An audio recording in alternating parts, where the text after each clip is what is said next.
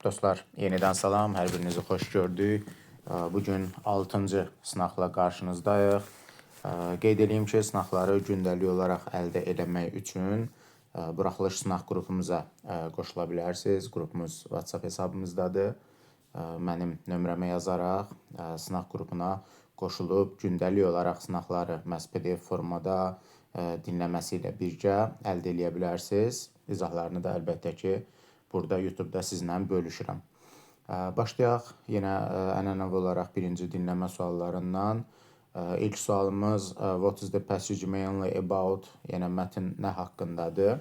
Bu dəfəki mətnimiz dostlar fast food haqqındaydı və mətnin ümumi mahiyyəti burada bəzi şagirdlər A, bəzi şagirdlər isə C variantları arasında qalıb, amma qeyd edeyim ki, mətndə fast foodun tarixi yox, onun ümumiyyətlə təsirləri, müsbət tərəfləri, mənfi tərəfləri haqqında danışılırdı və ona görə də məhz birinci sualımızın doğru cavabı C variantıdır ki, the effects of fast food on people. Yəni, fast foodun insanlar üzərindəki təsirləri. İkinci suala baxırıq. İkinci sualda doğru cavab istəyir bizdən which statement is true, hansı fikir doğrudur. A variantında fast food is always healthy. Fast food hər zaman sağlamdır, yəni faydalıdır. Bu əlbəttə ki, yanlışdır. B variantında fast food contains many vitamins. Fast food çoxlu vitaminlər özündə cəmləşdirib. Bu da yanlış cavabdır. Ki, mətndə qeyd olunur ki, orada az vitamin olur. Yəni, bu fikrin tam tərsi mətndə var idi. C variantında young people are not impressed by fast food. Cavan insanlar fast fooddan təsirlənmirlər, not impressed. Bu da yanlış cavabdır. D variantı eating fast food often can cause health problems. Fast food yemək əksər hallarda sağlamlıq problemlərinə səbəb olur. Bəli, bu bizim məhz düzgün cavabımızdır D variantı. Y variantında isə fast food is difficult to find. Fast foodun tapılması çətindir. Bu da əlbəttə ki, yanlış cavabdır. Sual 3-ə keçirik. Complete the sentence. Cümləni tamamlayacağıq. Some fast food restaurants, bəzi fast food restoranları. Normalda biz bilirik ki, fast food ziyanlıdır, sağlam deyil, amma mətndə qeyd olunur ki, bəzi restoranlar sağlam fast foodlar təklif eləyirlər. Və burada 3-cü sualda doğru cavabımız B variantıdır. Offer healthier choices, yəni daha sağlam seçimlər təqdim edir və 3-cü sualımızın cavabı da məhz B variantı olur. Sual 4-ə keçirik. Write one adjective from the passage which describes the word option. Option sözünü təsvir edən bir sifət yazmalıyıq. Dostlar, burada əslində 3-cü sualın B variantına baxsaq, elə bizim doğru cavabımız idi baya. Orada healthier choices sözü verilib. Choice sözü elə option sözü ilə sinonimdir əslində. Düzdür, mətndə işlənən söz choice sözü deyildi. Mətndə işlənən söz məhz option sözü idi. Və elə burada bizim doğru cavabımız da məhz healthy sözüdür. Və siz bunu müqayisə dərəcəsində də yaza bilərsiniz. Bu 3-cü sualın B variantında olduğu kimi. Adi dərəcədə də yaza bilərsiniz. Əsas sifətin özüdür və məhz 4-cü sualımızın doğru cavabıdır. Davam edirik dostlar 5-ci sualına. 5-ci sualda most fast food meals contain high amounts of fat, salt and sugar. Yəni, əksər fast food yeməkləri çoxlu yağ, duz və şəkər özündə birləşdirir. Və bu cümlənin mətndəki davamı da məhz bu formadaydı ki, which may lead to obesity and heart disease. Yəni, hansı ki, obesity köklük deməkdir. Köklüyə və ürək xəstəliklərinə gətirib çıxarır. Which may lead to obesity and heart disease. Cümlənin davamı məhz bu formadaydı. Sual 6. Why do many people prefer fast food?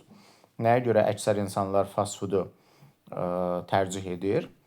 Bu da bir cümlə şəklində mətndə bunun cavabı verilmişdi ki, it is cheap, yəni ucuzdur, tasty, dadlıdır, and easy to find everywhere və hər yerdə tapmaq asandır. Bu bizim testimizin tam formada cavabıdır. Cheap, tasty and easy to find everywhere. Doğru cavab məhz bu formadadır. Dostlar, keçirik 7-ci suala. Buradan sonra artıq qrammatik suallarımız başlayır. İlk qrammatik sualımız sifət və zərf mövzusuna aiddir. Və 7-ci sual şagirdlərin toplu testdə də sıx olaraq səhv elədiyi mövzulardan biridir. Mən burada sizin üçün bir qayda izah eləmək istəyirəm. Diqqət edirsinizsə, burada iki şəxs var. Biri Tomdur və biri də Alexdir. Yadınızda saxlayın ki, dostlar, iki şəxs olan nümunələrdə biz aşağıda da sizin üçün qeyd edirəm. As nöqtələr as, burada əlbəttə ki, so as da ola bilər. Strukturundan istifadə eləməliyik. Ya da dostlar, müqayisə üstəgəl zən strukturundan istifadə eləməliyik. Yəni, bu iki strukturdan biri olmalıdır ki, sizin cavabınız və iki şəxsiniz bir-birinə bağlana bilsin. Yəni, burada bir Tom var, bir Alex var. Məsələn, A variantında zən var, amma müqayisə yoxdur. Intelligent adi dərəcədir. Ona görə yanlış variantdır. B variantı bizim doğru cavabımızdır. Bax, diqqət edirsinizsə, as var. Ortada da əlbəttə ki, adi dərəcədə olan bir sifət. 7-nin cavabı B variantıdır. Gəlirik C variantına. C variantında yenə zən var. Amma yenə müqayisə yoxdur. Və bax, burada şagirdlər ən çox burada səhv edirlər. Şagirdlər bəzən maçı müqayisə dərəcəsinin əlaməti kimi yox, müqayisə dərəcəsini düzəldən bir söz kimi işlədirlər. Amma dostlar, unutmayın, ortada more və ER var, yoxdursa, yəni müqayisə dərəcəsindən danışa bilməzsiniz. Ortada müqayisə dərəcəsi yoxdur deməkdir, yəni.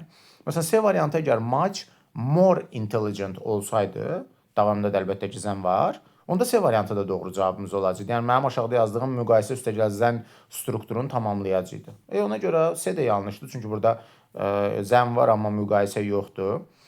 D variantında more intelligent var, yəni müqayisə var, amma bu dəfə də zən yoxdur. Və Y variantında yenə more intelligent var, amma zən çatışmır və bunların olmaması variantı yanlış edir. Doğru cavab burada B variantıdır, amma təkrar da qeyd edirəm, C variantında matchdan sonra more olsaydı, Y variantında more intelligentdan sonra zən olsaydı, bu variantları da doğru cavab kimi götürə biləcəydiniz. Gəlirik 8-ci suala, article sualıdır. İkinci tərəfdən başlayaq. Bura hər birinizin bildiyi cavabdır. Ki, diqqət edirsə, burada highest var. Bu sifətin üstünlük dərəcəsidir və biz üstünlük dərəcəsində Z artiklını işlətməliyik. Ona görə biz B variantını və C variantını silirik. Yəni, ikinci tərəfə Z olmayan variantları silirik. Qaydırıq birinci tərəfə və birinci tərəfdə sizə yaxşı bir ipucum var. Bu, off-la bağlı bir ipucudur. Dostlar, off sözünüsü işlənən nümunələrdə, əgər off-un tərəfləri ümumi isim olursa, çox böyük əksəriyyətdə 90-95% hallarda biz o ümumi ismin qabağına Z artiklı yazırıq. Və burada da məhz bu səbəbdən doğru cavab A variantı olur. Həmçinin border sözü də sərhəd deməkdir. Bundan da əksər hallarda Z artiklı işlənir. Çünki ölkələrin sərhədləri konkret olur, yəni müəyyən olur və müəyyən olduğuna görə məhz müəyyən artikldan istifadə edirik. Gəldik sual 9-a. Burada bir kompleks obyekt sualı çıxır bizim qarşımıza. Kompleks obyekt sualında diqqət edirsinizsə, bizim bu dəfəki feilimiz notice feilidir. Və notice bizim mürəkkəb tamamlıqda ikinci qrup feillərimizdən biridir. Hansı ki, o özündən sonra ya ing sonluqlu feil tələb eləyir, ya da to-suz ing-siz feilin məsdər formasını tələb eləyir. Ona görə biz burada Y variantını silirik, to olmaz. D variantını silirik, idili variant ümumiyyətlə olmaz. Və B variantını silirik, burada da to olmaz. Və dostlar, diqqət edirsinizsə, ortada da and bağlayıcısı var. Və and bağlayıcısı da tərəfləri eyni tələb elədiyinə görə məhz doğru cavabımız A variantı olur. Sual 10-a baxırıq. Complete the sentence sualıdır. Burada xatırlayırsınız əvvəlki imtahanlar, sınaqlarda da qeyd eləmişdik ki, əsas şərt köməkçi feilin və feilin mübtədanın qarşısına keçməməsidir. Diqqət edirsinizsə, birinci variantda do köməkçi feili trainsdən qabaq gəlib, yəni yanlışdır. Eyni şeyi üçüncü variantda da görürük ki, is köməkçi feil olaraq zeskayın qabağına keçib. Bu da yanlış variantdır. Və eyni şəkildə 5-ci variantda da bunu görürük ki, does she-dən qabaq gəlib və bu da yanlışdır. Doğru cavab burada 2 və 4 olur. Diqqət edirsə 2-də birinci the ancient city gəlib, sonra was gəlib. 4-də də birinci who gəlib, sonra works gəlib. Yəni, mübtəda xəbər ardıcıllığı gözlənilibdir. Sual 11. Quantifier sualı. Nöqtələrdən sonra dostlar guests bir cəm isimdir. İlk elotu silirik. Elot ümumiyyətlə isimdən işlənmir. Bu zərfdir. Feildən sonra işlənir. Daha sonra da much və a little-ları silirik. Çünki bunlar da sayılmayan isimlərdən işlənir. A-da a few, B-də many qalır. Hər iki variant cəm isimdən işlənə bilir. Burada artıq cümlənin mənasına baxmalı olacağıq. Məna bizə nə deyir dostlar? The hall was almost empty. Bir zal demək olar ki, boşdur. There were only a few guests. Və həmçinin burada mənim də gözümdən qaçdı. Diqqət edirsə only da var. Only-yə baxsaydıq elə başdan a few-nu da yazmaq olardı. Çünki only-dən sonra biz a few və ya a little işlədə bilirik. Yəni cəm isim olduğuna görə də əlimizdə bir a few variantı qalır. Elə başdan bundan çözməmiz daha məntiqli ola bilərdi. Olsun, tərcümə də eləmiş olduq. Gəldik 12-ci suala. Burada bizdən possessive case istəyir. Yiyəli kal axtarırıq. İlk olaraq ikini silirik. Çünki Anna and Maria iki şəxsdir. Hair bədən üzvüdür. Biz bədən üzvlərini heç bir halda bir apostrof s-lə işlədə bilmərik. Çünki dostlar, iki şəxsə bir apostrof s bir əşya deməkdir, ortaq əşya deməkdir. Bədən üzvlərini də biz heç vaxt ortaq olaraq istifadə edə bilmirik. Ona görə bədən üzvlərində mütləq hər iki şəxsin ayrı-ayrı apostrof s-i olmalıdır və ikinci variant yanlışdır. Və dördüncü variantımız da yanlışdır. Çünki both özündən sonra cəm isim tələb eləyən əvəzliklərdən biridir. Student burada tək isimdir. Və dördüncü variantımız da səhvdir. 1-3 doğru cavabımızdır və cavab məhz B variantı olur. Gəldik sual 13-ə. Həm zaman, həm də bir mübtəda xəbər uzlaşması qaydasına burada diqqət eləməliyik. Diqqət edirsə cümlənin sonunda once a week var. Bu belə deyək, present simple-ın zaman zərfidir. Və cümlənin mübtədası da parents sözüdür ki, present simple-dan burada bizim iki variantımız var. A və D variantları var. Amma parents cəmdə olduğuna görə biz məhz D variantını, yəni take variantını doğru cavab kimi seçəcəyik. 14-cü sualla davam edirik. Burada bir bağlayıcı testi çıxır qarşımıza, amma 3 ayrı nümunə və 3 ayrı cavab var. Bir uyğunlaşdırma testi olacaq. Burada dostlar tərcümə olacaq işimiz, çünki belə xüsusi bir ipucumuz çox yoxdur. Do you want to drive or will we go by train? Deyir, maşın sürəcəksən, yoxsa biz qatarla gedəcəyik? Yəni buradakı nümunə avtomatik olaraq or nümunəsi olur və 1-ə məhz B variantı uyğun gəlir. 2-də I'd buy a new house if I won a lot of money. Əgər mən çoxlu pul utsam, ev alacam. Burada if olacaq, yəni doğru cavabımız C variantıdır. Və sonuncu, 3-cü nümunədə she passed the exam, o imtahandan keçdi. She didn't study very much. O yaxşı çalışmamışdı. Yəni bu iki cümlə bir-birinə zid cümlədir. Ona görə doğru cavabımız məhz burada A variantı olacaq ki, baxmayaraq ki, o yaxşı çalışmamışdı. Although she didn't study very much. Amma imtahandan keçdi. Ardıcıllıq B, C, A şəklindədir və doğru cavabımız məhz 14-də B variantıdır. Keçirik 15-ci suala. Bu bir modal feil testidir. Diqqət edirsinizsə, yuxarıda nöqtələrdən sonra to gəlibdir. Ona görə ilk olaraq can və could-u silirik. Bunlar modal feil olaraq to-la işlənmirlər. Ardıca da dostlar was been-i silirik. Çünki been anlayışını biz have, has, had-dən sonra istifadə edə bilirik. A və Y variantları qalır. Və cümləmizin mübtədası da plain sözü tək də olduğuna görə xəbərimiz də tək də olmalıdır və bu səbəbdən də doğru cavabımız 15-ci sualda məhz Y variantı olur. Davam edirik. Daha sonra 16-cı sualla. 16-cı sualda passive voice, yəni məchul növ sualı çıxır qarşımıza. Cümlənin zamanına diqqət edərsəz dostlar, burada had completed verilir. Bu past perfect-i keçmiş bitmiş zamandır və had da məchul növdə had been-ə çevrilir. Had been ilə olmayan cavablarımızı silsək, Y variantını, C variantını və B variantını siləcəyik.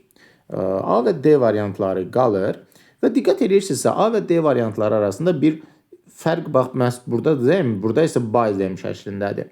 Və bu məchul növdə şagirdlərin sıx elədiyi xətalardan biridir ki, biz məlum növdə işlənən mübtədanı, yəni bax buradakı Z mübtədasını, məchul növdə by-sız şəkildə işlədə bilmərik. Məlumun mübtədası məchulda işlənəcəksə, by-la işlənməlidir. Ya da ümumiyyətlə heç biri işlənməməlidir.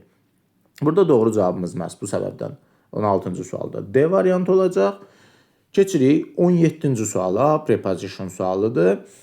If you travel to Paris on business. Dostlar, burada xüsusi olan hissə məhz bu ikinci tərəfdir ki, biz burada on sözünüzündən istifadə edirik. Çünki tərcümədə burada bəzən for, bəzən yenə burada da to-dan istifadə edən şagirdlər olur. Amma business, trip, holiday travel, yəni səyahətlə bağlı sözlərin qarşısında biz on söz önüsündən istifadə edirik və bu səbəbdən də 17-ci sualımızın doğru cavabı məhz D variantı olur. Növbəti sualımız 18 definition sualıdır. Burada bir söz uyğunlaşdırması edəcəyik. Baxaq sözlərin tərcüməsinə. Achieve nail olmaqdır, avoid yayınmaq, qaçmaqdır, require isə tələb eləməkdir. Və burada 1-ə uyğun gələn cavab məhz B variantıdır. To succeed in doing something after effort. Yəni cəhd etdikdən sonra nəyəsə əldə etmək, uğur qazanmaq bu achieve'dir. Doğru cavab 1-ə B olur. Daha sonra avoid sözünə uyğun gələn cavab C variantıdır. To stay away from something, yəni nədənsə uzaq durmaq. Və require da tələb eləməkdir. Buna da uyğun gələn cavab A variantıdır ki, to need something as necessary. Vacib, əhəmiyyətli bir şeyə ehtiyacı olmaq, yəni onu istəmək. Bu da require olacaq. Cavab B-C ardıcıllığında məhz D variantı olur. Dostlar, gəldik çatdıq növbəti sualımıza. Mən burada sizin üçün 19 və 20-ci sualların ikisini birlikdə işarə eləmək istəyirəm. Bu iki sualın dostlar imtahanda eyni anda düşmə ehtimalı sıfırdır. Sadəcə mənim bunu bura salmaqdan məqsədim iki sualın ikisini də eyni anda sizə göstərməkdir. Çünki bunlar şagirdlərin həmişə qarışdırdığı suallardır. Diqqət edirsinizsə, iki test var, cavablar bir-birindən eynidir. Amma cavablandırma qaydası fərqlidir bu suallarda. Əgər test 19-cu sualdakı kimi dialoq şəklində çıxarsa qabağımıza ki, dialoq olduğunu, baxın testin əvvəlində diqqət edirsə 2 dənə tre var. Bax, bu trelər ikisi də bizə dialoq olduğunu göstərir. 20-ci sual isə bir cümlədir. Diqqət edirsə bir düz xətt üzrə bir dənə cümlədir, sonunda vergül var və axırında da sual işarəsi var. Dialoq şəklində çıxan testlərdə yuxarıda verilən cümlə əgər təsdiqdədirsə, aşağıda variantda verilən cümlə də təsdiqdə olmalıdır. Amma cümlə şəklində olan nümunələrdə sol tərəfdə vergüldən əvvəl verilən cümlə təsdiqdədirsə, vergüldən sonraki isə inkarda olmalıdır. Yəni, dialoq şəklində olan nümunələrdə biz eyni tipli cavab axtarırıq. Amma vergüllə olan və sonunda sual işarəsi işlənən nümunələrdə isə bir-birinə əks tipli cavablar axtarırıq. İndi diqqət eləyək 19-cu suala.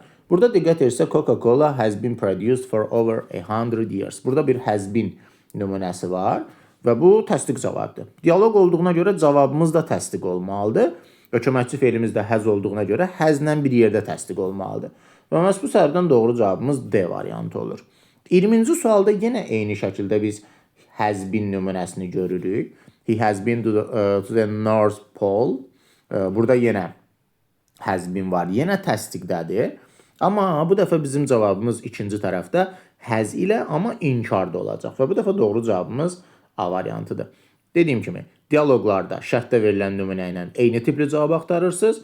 Ayrıcı sual cümlələrində, bir cümlə şəklində olan o sual cümlələrində isə əks tipli cavablar axtarırsınız. Sual 21-ə keçirik. Bu make-up sentence-dir. Dostlar, burada mən çətinlik çəkən şagirdlərə hər dəfə təkrar tövsiyə edirəm ki, siz bu cümlələri yazın. Kitabçanızda boş bir yer tapdığınız hissədə bu cümlələri yazın. Biraz qoy vaxtınızı alsın, biraz vaxt taparsın, amma cavabı tapmağınız demək olar ki, böyük ehtimal olacaq. Və bu testdə də diqqət eləsək 21-ci sualda bizim doğru cavabımız burada A variantıdır. Və cümlənin ardıcıllığı bu şəkildədir ki, please tell me, zəhmət olmasa mənə de, when we arrive at the station. Biz stansiyaya çatanda please tell me, mənə denən. Yəni digər cümlələri də yazıb yoxlaya bilərsiniz. Çox uyğunsuz şəkildə sözlərin sıralaması var, ardıcıllığı var və əlbəttə ki, variantlar yanlış olacaq. Doğru cavab 21-də A variantıdır. Dostlar, gəldik 22-ci suala. Yenə burada sizin üçün toplaya yeni əlavə olunmuş sualları mən həmişə diqqət edirsə, bu bizim 6-cı sınağımızdır. 6 sınağın 6-sında da mən 22-ci sual olaraq qrammatikada toplaya yeni əlavə olunan sualları seçib qoyuram ki, o yeniliklərdən xəbərdar olasınız. Bu bizim toplun ikinci hissəsində gerund və infinitiv hissəsində buna aid bir xeyli test görə bilərsiniz. Dostlar, forget feili həm to-lu nümunə ilə, həm ing-li nümunə ilə işlənə bilir. Burada diqqət edirsinizsə ing-li nümunə yoxdur və məhz cavabımız elə rahat bir şəkildə B variantı olur, to-lu cavabı olur. Amma forget to ilə forget ing-nin fərqi nədir? Forget to sizin bir şeyi planlı şəkildə etməlisiniz və bunu unutmusunuz. Məsələn, burada testdə gördüyünüz kimi e-maili göndərməyi unutma. Bu bir plandır və unutmamağı tapşırır ona. Amma forget ing isə dostlar, keçmişdə olan bir anı xatirə kimi bir belə deyək, xatırlamağı, daha doğrusu unutmamağı və yaxud da unutmağı göstərir. Yəni məsələn deyirəm ki, səninlə keçirdiyim həmin günü unuda bilmirəm. Bu bir plan deyil, bu sadəcə bir keçmişlə bağlı bir xatirədir və bu tip situasiyalarda forget ing-dən istifadə olunur. Yəni forget to planlı hərəkət, forget ing isə keçmişə bağlı bir xatirə ilə bağlı işlənən durumdur. 22-ci sualda amma bizi çaşdıran bir cavab yoxdur. Doğru cavab B variantıdır. İrəli sınaqlarda bunun hər iki ehtimalını başqa bir testin içərisində əlavə edəcəm sizin üçün. İlk başdan çox çətin olmağını istəmədim. Növbəti testlərdə bir daha özümüzü yoxlayarıq bu mövzu ilə bağlı. Gəlirik mətn suallarına. Bu dəfəki mətnimiz zəngin ölkələrlə bağlı bir mətn idi. Və 23-cü sualda what is the passage mainly about mətn nə haqqındadır? Və bu sualımızın doğru cavabı məhz burada B variantıdır ki, reasons why some countries are considered rich. Yəni, bəzi ölkələrin zəngin hesab olunmalarının səbəbləri və məhz mətndə də biz bununla danışırdıq ki, ölkələr niyə zəngin sayılır, hansı səbəblər onları zəngin göstərir. A variantında məsələn ölkələrin nə qədər pulu var, mətn bu barədə deyildi. C-də poor living yazıb, yəni kasıb yaşam şəraiti. D variantında zəngin ölkələrdəki turizm, bu heç ümumiyyətlə turizmlə bağlı heç deyildi mətn və international conflicts, beynəlxalq konfliktlər, yəni bir növ savaşlar falan anlamında. Yəni bu da doğru cavab deyil əlbəttə ki. 24-cü sual, which statement is true? Hansı fikir doğrudur? Bu tip nümunələrdə çalışın şərti mütləq işarələyin, çünki false, true arasında çaşmayasınız. Və burada doğru cavabımız dostlar 24-cü sualda C variantıdır. Living standards are part of national wealth. Yəni yaşam standartları milli zənginliyin bir hissəsidir. Əlbəttə ki, mətndə də biz bunu qeyd edirdik ki, yəni zənginlik sadəcə pul, maddi olaraq deyil, xalqın, insanların yaşam şəraiti də bu hissəyə aiddir əlbəttə ki. Və bunu biz sizlə baxın birinci abzasda, indi altından xətt çəkəcəyim hissədə high living standards hissəsində görə bilərik.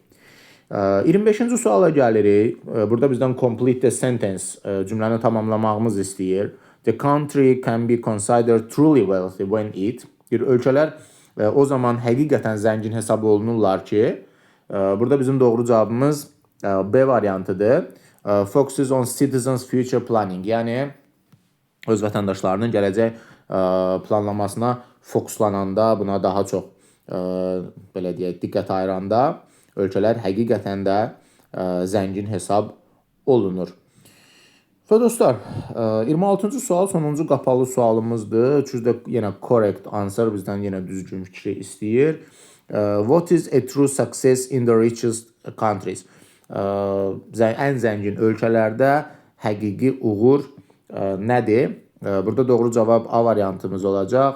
Balancing economic strength with social responsibility. Yəni sosial məsuliyyət ilə ekonomik, yəni maddi gücün balans şəklində saxlanılması, balanslı şəkildə bunun olmağı məhz ölkənin həqiqətən də zəngin olması anlamına gəlir. Və dostlar, keçirik açıq suallara. Açıq suallarda burada 27-ci sualda bizim 3 şərtimiz olacaq. Birincisi sinonim sözü verilib, daha sonra durability sözü verilib və paragraf 3. Üçüncü abzasda durability sözünün sinonimini axtaracağıq. Yəni bizim testimizin cavabı bu hissədə bir sözdür. Və sözün sonunda da diqqət edirsə ability bir isim şəkilçisi var. Yəni bizim cavabımız isimlərdən biridir. Çünki YouTube-da bundan öncəki testlərin birində də şagirdlərin sualları olurdu. Yadınızda saxlayın ki, sinonimlər və antonimlər hər zaman eyni nitq hissələridir. Ona görə bu hissədə bu sizin köməyinizə çata bilər. Yəni 3-cü abzasın içərisindəki bütün sözləri yox, məhz isimlərə fokuslanacağıq. Və buradakı doğru sözümüz də elə mətnin son sözü olan stability deməkdir və durability də, stability də hər iki söz dayanıqlılıq, möhkəmlilik deməkdir. Elə bizim dildə də var, stabillik deməkdir və doğru cavabımızdır. 28-ci suala keçirik. Burada paragraf 2, ikinci abzasdan bir sözün definitionu verilibdir. A person or organization that, yəni hər hansısa bir şəxs və yaxud da şirkət puts money into a business to make profit. Xeyir qazanmaq məqsədi ilə hər hansısa bir işə pul qoyan şəxs və yaxud da şirkət. Və burada bizim cavabımız ikinci abzasdadır. Bu testimizin doğru cavabı məhz bu indi dairəyə aldığım investor sözüdür. Investor yatırımcı deməkdir və testimizin də 28-ci sualımızın doğru cavabıdır. Keçirik son iki sualımıza. İki sualımız 29-cu sualda bizə true success is not only measured by money but by how well. Bu cümləni dostlar biz qaydasını hər dəfə mən sizə izah edirəm. Mətndə tapırıq. Bu üçüncü abzasdadır, diqqət edirsinizsə. Baxın, altından xətt çəkirəm. True success is not only measured by money but by how well. Bax, bu hissə yox, bizə bundan sonraki hissə lazımdır. İndi altına country takes care of its people and plans for the future. Bax, bu sizin dəyişməli olduğunuz cümlədir. Country'dən future sözünə qədərki hissə. Biz bu hissədən sadəcə ən əmin olduğumuz, ən yaxşı bildiyimiz iki sözü seçirik və o iki sözü sinonimi ilə və yaxud da yaxın mənalı bir sözlə əvəz edirik. Tövsiyələrim. Burada country sözünü state sözü ilə əvəz edə bilərsiniz. Take care sözünü look after-la əvəz edə bilərsiniz. Protect, provide, support. Bax, bunu xüsusi vurğulamaq istəyirəm. Take care qayğısına qalmaqdır. Look after da qayğısına qalmaqdır. Amma məsələn, protect qorumaqdır. Sinonim deyirlər əslində birə-bir müqayisə eləyəndə, amma bu situasiyada bir-birlərini çox rahatlıqla əvəz eləyirlər. Şagirdlərin bu testlərdə bəzən çətinlik çəkməyinin səbəbi olur ki, sözə birbaşa sinonim axtarır və sinonimi tapa bilməyəndə belə çıxılmaz vəziyyətdə qalır, işin içindən çıxa bilmir. Amma bizə burada tam birə-bir sinonim yox, cümlənin içərisində o sözü əvəz edib mənanı qoruyacaq söz lazımdır. Ona görə, məsələn, bu cümlənin içərisində biz take care, look after əvəzinə protect, provide, support sözlərindən, mesela provide də təmin eləməkdir. O tamamilə başqa bir mənada sözdür. Amma bu cümlənin içərisində fikri tamamlayacaq söz olaraq istifadə edə bilirik. Daha sonra people sözünü, ki buradakı people sözü ölkənin insanlarıdır, biz citizen sözü ilə, population sözü ilə, inhabitant sözü ilə əvəz edə bilərik. Çünki bunların hər biri vətəndaş, sakin mənasındadır. Və ən sonuncu, burada plan sözünə diqqət edirik. Buradakı plan sözü uşaqlar isim deyil. Burada plan sözü feil kimi işlənibdir, planlaşdırmaq. Baxın, gələcəyi planlaşdırmaq. Və plan sözünün əvəzinə də prepare yaza bilərik, yəni hazırlamaq mənasında. Bu sözləri bir-biri ilə sinonim olaraq əvəz edə bilərsiniz. Mən sizə bir neçə versiya verirəm, amma hər dəfə təkrar edirəm, tövsiyəm sadəcə iki sözü əvəzləməyinizdir. Çünki nə qədər çox cəhd eləsəz, səhv eləmə ehtimalınız əlbəttə ki, bir o qədər çoxalır. Və sonuncu, 30-cu sual. Do you think only money can make a country successful? Səncə sadəcə pul ölkəni uğurlu edə bilərmi? Bu suala siz öz fikrinizlə cavab verməlisiniz. Amma birincisi xəbərdarlığım, tövsiyəm odur ki, qəti şəkildə mətndəki fikirlərdən, sözlərdən, ifadələrdən istifadə etmirsiniz. Öz cavablarınızı yazın. Yəni sizin fikrinizcə sadəcə pul ölkənin yaxşı olması üçün, uğurlu olması üçün kifayətdirmi? Və əlavə də bununla bağlı sualınız olsa, rəy bölməsində yazıb soruşa bilərsiniz. Mən sizin cümlələrinizi oxuyub tam dolğun şəkildə sizə fikir bildirə bilərəm ki, düzmü yazmısınız və yaxud da səhv yazmısınızsa da nələri düzəltməniz lazımdır. Hər birinizə uğurlar arzulayıram. Növbəti testlərdə görüşərik.